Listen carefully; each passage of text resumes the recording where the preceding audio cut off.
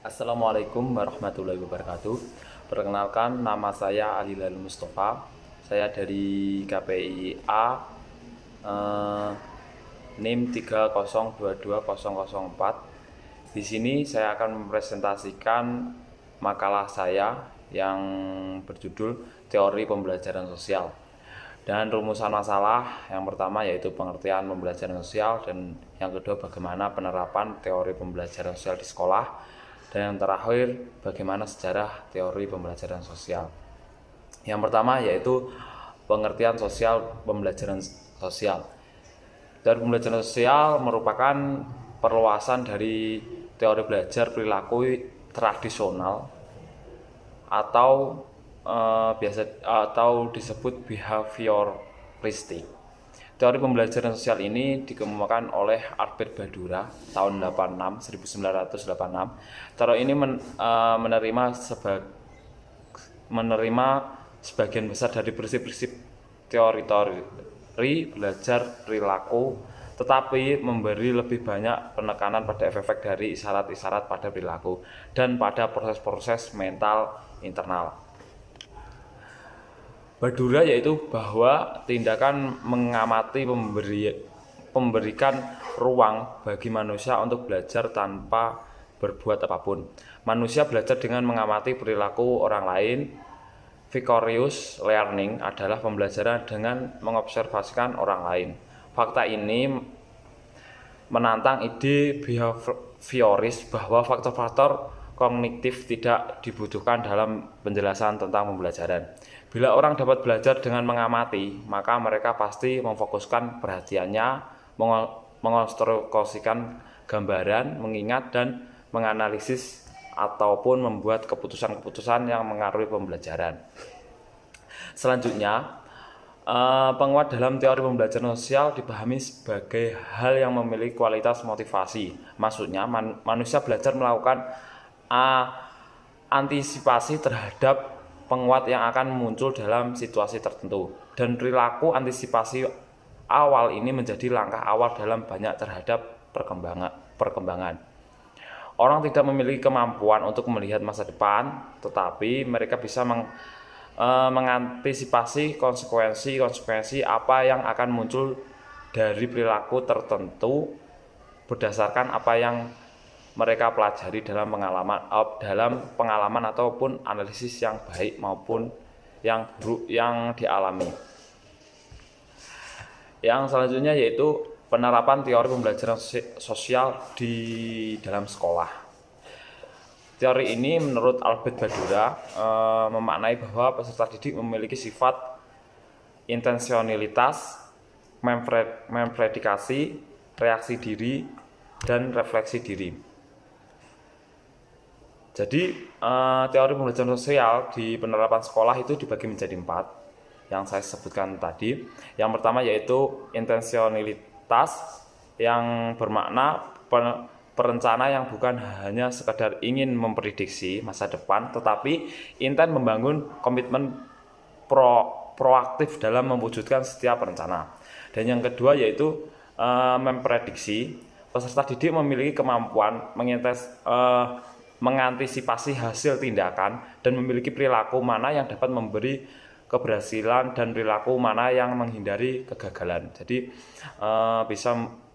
bisa memikirkan mana yang baik dan mana yang buruk, gitu intinya. Dan yang ketiga yaitu reaksi diri. Reaksi diri yaitu peserta didik daripada sekedar berencana dan merenungkan perilaku ke depan, karena manusia juga sanggup memberikan reaksi diri dalam proses motivasi dan mengulasi diri terhadap setiap tindakan yang dilakukan. Dan yang terakhir, refleksi diri, yaitu makhluk yang dilengkapi dengan kemampuan merefleksi diri. Kemampuan manusia merefleksi diri yaitu membentuk kepercayaan diri dari manusia bahwa manusia sanggup melakukan tindakan-tindakan yang akan menghasilkan efek yang diinginkan. Jadi yang terakhir ini yaitu refleksi diri itu harus memiliki keyakinan bahwa kita itu bisa, gitu. Beberapa cara yang dapat digunakan untuk menerapkan teori belajar sosial menurut Albert Bandura dalam proses belajar mengajar ada 7. yang saya pelajari. Yang pertama yaitu mengaitkan pelajaran dengan pengalaman atau kehidupan siswa. Yang kedua, menggunakan alat pemusat perhatian seperti peta konsep, gambar, bagan, dan media-media pembelajaran visual lainnya. Dan yang ketiga, menghubungkan pesan pembelajaran yang sedang dipelajari dengan topik-topik yang sudah dipelajari, menggunakan musik, menciptakan suasana ringan. Yang keenam yaitu teknik penyajian materi bervariasi. Jadi yang keenam itu teknik penyajian materi bervariasi itu biar tidak suntuk ataupun bosan. Dan yang terakhir, yang ketujuh yaitu mengurangi bahan atau materi yang tidak relevan.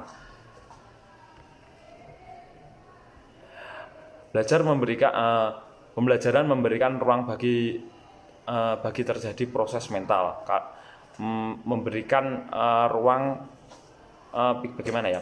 Belajar memberikan ruang bagi pembelajar, yaitu memberikan mental, emosional, dan fisik. Contohnya aktivitas mental, misalnya mengidentifikasikan, membandingkan, menganalisis, dan sebagainya.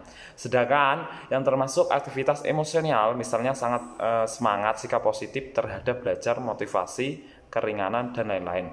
Contoh aktivitas fisik misalnya melakukan gerak badan seperti kaki, tangan untuk melakukan keterampilan tertentu.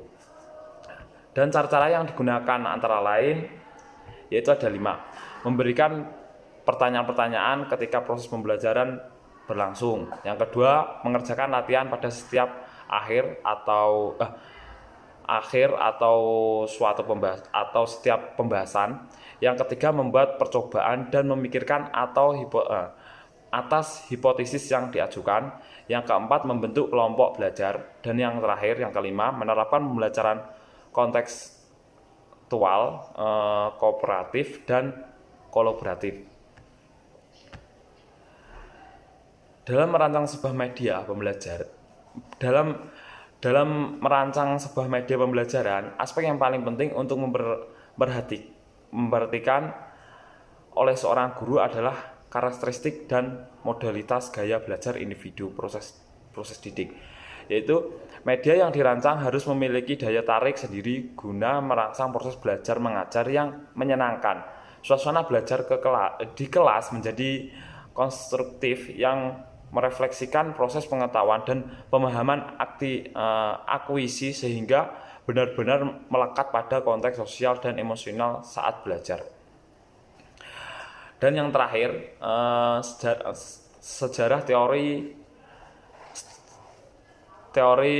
pembelajaran sosial, yaitu teori pembelajaran sosial sejatinya pertama kali digagas oleh Neil Miller dan John Dollard pada tahun 1941. Mereka mendapatkan bahwa pembelajaran dengan cara meniru terjadi ketika pengamat termotivasi untuk belajar. Adanya berbagai petunjuk ataupun elemen perilaku yang dipelajari pengamat menampilkan perilaku yang diberikan, dan pengamat secara positif diteguhkan untuk meniru perilaku.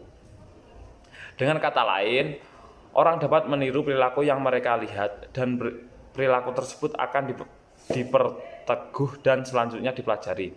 Di samping menyajikan sebuah pemahaman tentang bagaimana orang belajar dengan cara mengamati model termasuk model media, mereka juga menggambarkan secara gamblang sebuah bentuk pembelajaran simulasi respon tradisional yang efisien. Mereka mengasumsikan bahwa setiap individu berperilaku dalam berbagai macam cara dan kemudian membentuk perilaku mereka berdasarkan peneguhan yang mereka terima. Miller dan Dollard memandang peniruan sebagai pengganti perilaku trial and error. Peniruan memudahkan individu untuk memiliki perilaku yang akan diperteguh. Mereka juga berpendapat bahwa peneguhan yang sebenarnya memastikan pembelajaran. Namun proses peneguhan ini membatasi penerapan teori mereka untuk memahami bagaimana orang belajar dari media massa. Ketidakmampuannya untuk menjelaskan keterampilan orang-orang dalam mempelajari tanggapan baru melalui pengamatan daripada benar-benar menerima peneguhan membatasi penerapan pada teori media. 20 tahun kemudian, gagasan Melian dan Dollar tentang pembelajaran sosial dan peniruan dikemukakan lebih lanjut oleh Albert Bandura, baru dikemukakan, dan ahli lainnya hingga menjadi instrumen yang bernilai untuk memahami efek media massa. Hasil eksperimen menunjukkan hasil yang berbeda dari setiap kelompok. Pada kelompok pertama, yaitu menyaksikan model melakukan kekerasan itu dihukum. Kemudian pada kelompok kedua, model yang melakukan tidak kekerasan diberi penghargaan. Dan kelompok ketiga menyaksikan bahwa tidak ada konsekuensi yang timbul akibat tidak kekerasan yang dilakukan oleh model itu. Bandura tadi kemudian menyelenggarakan situasi permainan dan menemukan bahwa anak-anak yang menyaksikan model dihukum karena menjalankan tidak kekerasan lebih mengekang diri dalam meniru perilaku agresif. Di pihak lain, dua kelompok anak-anak lainnya menunjukkan tingkah peniruan perilaku agresif yang tinggi. Kemudian Bandura juga menemukan bahwa jika anak-anak diberi penghargaan yang menarik untuk meniru perilaku agresif, maka akan ada belajar yang tinggi dan seragam di antara kelompok-kelompok sebelumnya menyaksikan model yang diancam hukum dan kelompok yang menyaksikan model yang tidak diberi hukuman. Berbagai eksperimen pembelajaran sosial juga dilakukan oleh peneliti lainnya untuk menunjukkan pembelajaran melalui pengamatan atau observasi. Meskipun banyak memperoleh kritik dari ahli lainnya karena eksperimen tersebut yang dilakukan di laboratorium dipandang artifisial, namun berbagai eksperimen tersebut mencoba untuk mengulangi temuan-temuan yang sama dalam situasi yang lebih mendekati keadaan yang sebenarnya. Kurang lebihnya dari presentasi kali ini, saya mohon maaf yang sebesar-besarnya. Ihdinas siratal mustaqim. Wassalamualaikum warahmatullahi wabarakatuh.